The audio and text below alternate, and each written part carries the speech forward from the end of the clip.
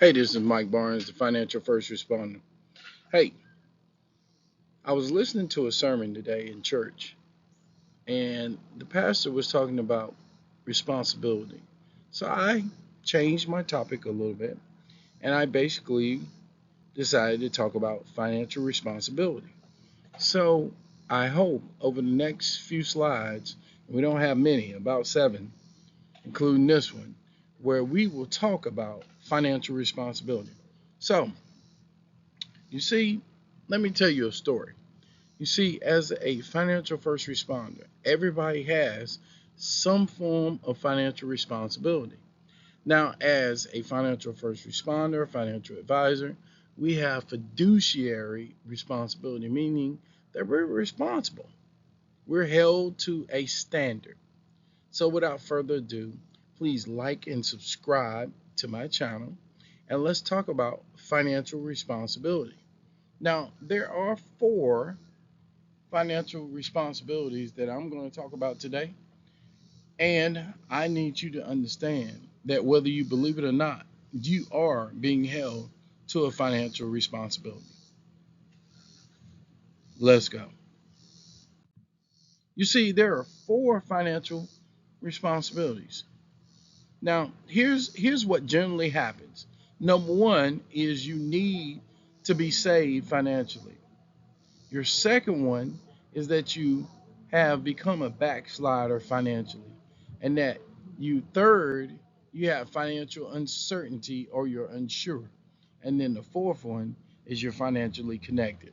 Now, when we talk about being connected, most people will go to or think about being a part of the mob. The key is not really being a part of the mob. What it is being connected. So let's go. We know we only have to do 4. So let's talk about these things. You see, when we talk about need to be saved, I remember being young and swimming on or going to the swimming pool and my uncle basically keeping me from drowning because I couldn't swim. Most of you, because you can't swim financially, you lack that financial literacy. You have high debt levels, you have unexpected expenses that you can't cover, and you have insufficient income. So let's talk about this. See, many people do not understand the basic financial concepts like budgeting, savings, investing, or debt management, leading to poor financial decisions. Now, I like to say poor stands for passing over opportunities repeatedly. You're passing over opportunities repeatedly that are financially because you just can't get right. You part of the can't get right crew. Now, you have high debt levels. What do I mean by that? First of all, when we're talking about accumulating high levels of debt, particularly high interest debt, like credit cards, as far as debt, you haven't learned to properly leverage how you spend your money or how money comes into you. See, what you figured out or what you can't figure out is that you have an issue whenever you have a financial distress or you're in need. There's no such thing as financial intervention because you basically have self-sabotaged. Now, as an unexpected expense, we always talk about having an emergency fund. How many of you have an emergency fund? I'll wait. Yes, the financial advisor will wait. But your emergency fund is usually 3 to 6 months times your income or your net income based off your expenses. And if you don't have one, most of you probably would say, I got a credit card for that. Well, what happens when the credit card doesn't work? I just need you to think about that for a second. You still have a financial emergency. Now, as the financial first responder, however, I have to talk to you about insufficient income because most of you have a lack of adequate income coming in to meet your basic expenses, right? You're robbing Peter to pay Paul. You're basically asking mom and dad, aunt and uncle, you're asking everybody for that ability to have on, to basically supplement your ongoing financial disabilities or discomforts or your difficulties. See, requiring external financial assistance or intervention. Yeah, I'm talking about you. I'm talking about you because you need somebody's help because you didn't properly plan. Hmm. Now, you're probably saying at this point, you're talking a lot of junk, Mike Barnes, financial first responder. I am, and I can back it up. What we're also talking about is that backslider. See, the backslider, like in church, they basically started out the right way, but then slipped back into their old habits or their procedures, right? And that normally comes from a lack of discipline, lifestyle inflation, meaning they increase their lifestyle without the income coming in, impulse spending, and then ignoring their financial plans. Now, you may be saying, well, Mike Barnes, the financial first responder, you're talking about chess pieces. Yeah, I am talking about chess pieces. Are you playing checkers or are you playing chess? See, the bottom line is when you have that lack of discipline, it's that inconsistency of financial habits and that lack of discipline in selecting or sticking with your budget or saving or planning for that backslidden state, right? Now, when we talk about lifestyle inflation, what we're all talking about, including the financial first responders, we're talking about that increase in income needed as an individual based off of your spending habits, okay, which leads to those setbacks. And then impulse spending, you know what an impulse spender is. It's I see it, I gotta have it. It's the shiny object. It's the I need to make people think that I'm doing better than what I am. You know what it is. It's increased debt. Then what you have is you have ignoring the financial plans. Now most of you don't have a financial plan. But for these backsliders, they done went and got a financial plan, but they don't follow the daggone thing. See, you're not looking at your financial goals or your objectives. You're basically saying, I made some money last month, I'll make it this month, I'm good. Understand, a financial winter is coming.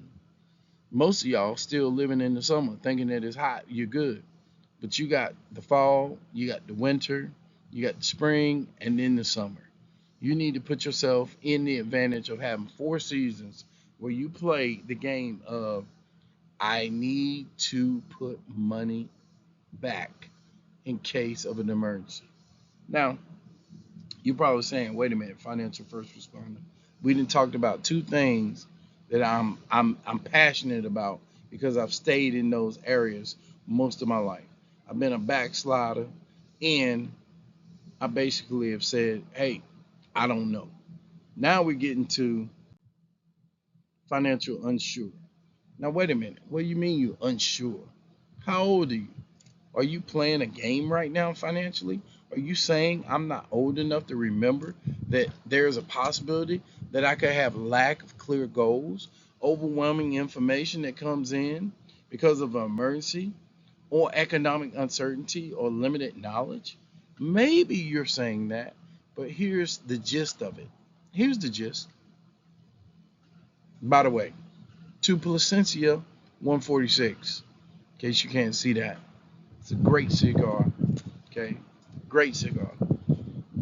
When we talk about financial uncertainty or financial unsureness, what we're talking about is without clear financial goals, you as the individual, you may feel unsure about the financial future and the struggles that you're about to happen because you can't make confident financial decisions.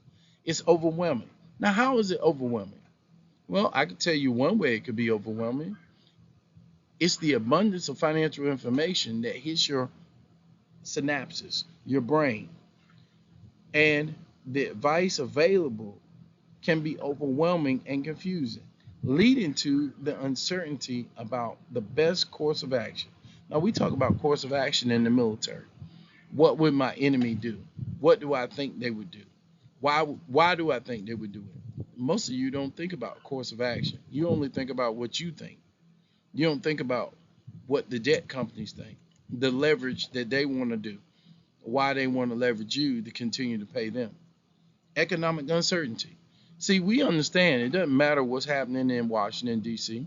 We don't matter who's in office, whether you're Republican, Democrat, Independent, it doesn't matter.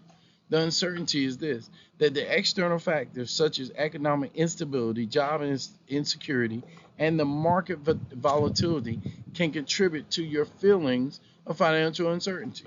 The bottom line is you don't know crap, you don't understand crap, and you ain't got crap because you're economically uncertain. Then limited knowledge because you won't go out and do what you need to do. In other words, be do have. You won't understand, as my mentor said, Dr. Myron Golden, you won't go out and make yourself better. What you would do is you'll have limited understanding of financial products, investment options, and retirement planning. And this can cause you as an individual to feel unsure about your financial situation. Now, as a financial coach, financial advisor, financial first responder, investment advisor, I can tell you all the time, people come to me all the time talking about what should I do? At least they're smart enough to ask the question, what should I do? But in most cases, when you give them the information, they don't do what you tell them to do. They do the opposite.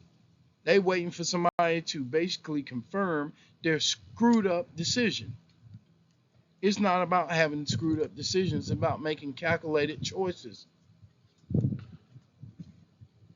Now, when we go further, what we're now looking at is we're looking at, are you connected? Now, you'll notice that I have the hands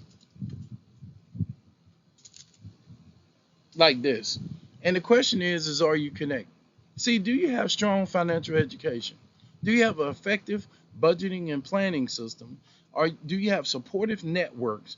And do you have regular financial reviews? So let's talk about this for a second.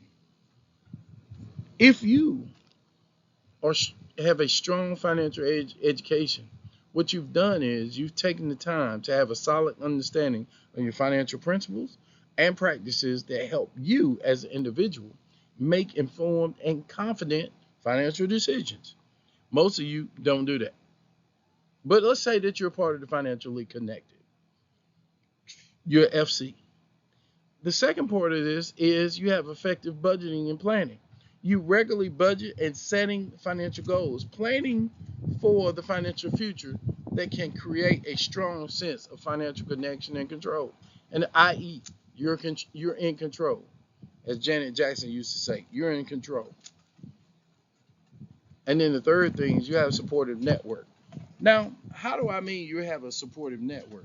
See, you probably have a financial coach. You have a person that is sitting with you that is literally in the situation where you're literally having a supportive network for financial advisors that are your mentors, knowledgeable friends, and or family members that can provide valuable guidance and support. So when we're talking about the last part of this, regular financial review, most of you don't review your stuff.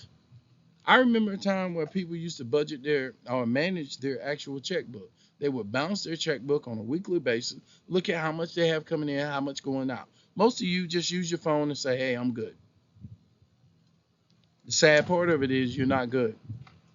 It's the people who take copious notes, the people who sit down and do copious planning, and the people who sit down and say, hey, where am I at with my financial plan, my investment health, and my financial health, and they ensure that their alignments are with their goals. You see, what I'm talking about, people, is being financially connected. You're part of the family, and most of you don't have a family. You're adopted. I won't even say you're adopted. You're an orphan. So in summary, we talked about 4 things that you need to be a part of. You need to know whether you're a part of I need to be saved financially, whether you're a backslider financially, whether you are financially unsure, or whether you're financially connected. See, just like in the Christian body, we want people to be saved that don't know Christ, and we want people who were previously saved to come back to Christ, and we know people who are financially unsure, who were unsure of their salvation. And we know people that are connected to the body of Christ. We want people financially to be in them same areas, right? Understand that you being saved and being in the body of Christ is most important. However, when we talk about finances, are you the person that needs to be saved? Are you the person who's the backslider financially? You got clear and then went back. Are you financially unsure, meaning you don't know which way is up or down, or whether or not you should be financially connected? Look, this is Mike Barnes, the financial first responder. Please like and subscribe my channel. Share this with someone, and I hope and I pray that God will bless you to understand which areas you're in, whether you need to be saved, whether you're a financial backslider, whether you're financially unsure, or whether you're part of the body, meaning you're connected. Until we talk again, this is Mike Barnes, a financial first responder.